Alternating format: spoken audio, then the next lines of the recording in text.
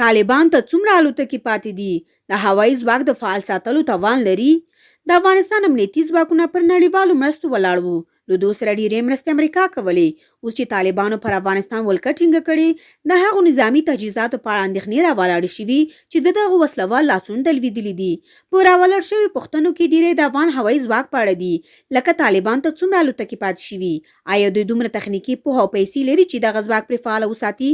په دې اړه د ازادۍ اروپا راډیو فردا څنګه یو راپور جوړ کړی چې دلته مو غټ ټکي درته پښتو کړي دي. طالبان د اګست په 15مه د افغانستان ستر ښار کابل ونیوه. تر دې ورځ مخکې د بلخ ولایت سقوط ته نږدې وو.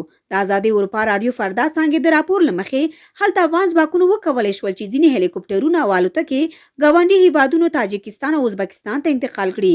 د دې پوځي الوتکو شمېر 2 شپېته ښودل شوی چې 615 افغان پوځیان هم ورسره تللي او په دغو هیوادونو کې د پناه اخیستو غوښتنه کړې ده.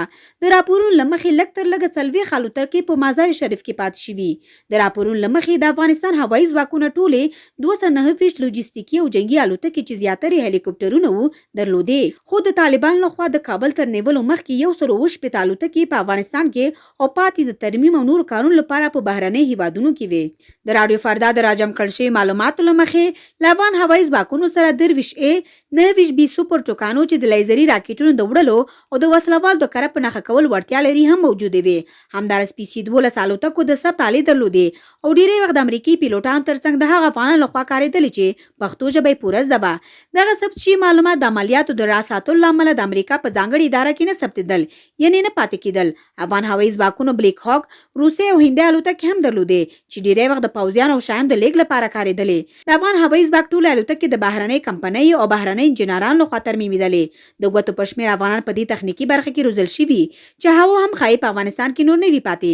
ځینې الوتکې چې له روسیې سره د تړاو لرونکو کمپنۍ د سمبال او فعال ساتلو قرارداد درلود، ور د مخه په بشپړ ډول نه فعال شوي، ځکه چې د امریکا تیر ولسمشر ډونالډ ټرمپ په روسانو د بندیز لګېدلو له وجې دغه تخنیکي کمپنۍ هم اغېزمنې کړې وې.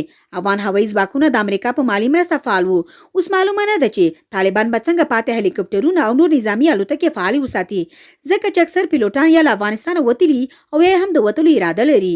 همداراز طالبان دومره پیسې نه لري چې د الوتکو په ښه ساتلو کې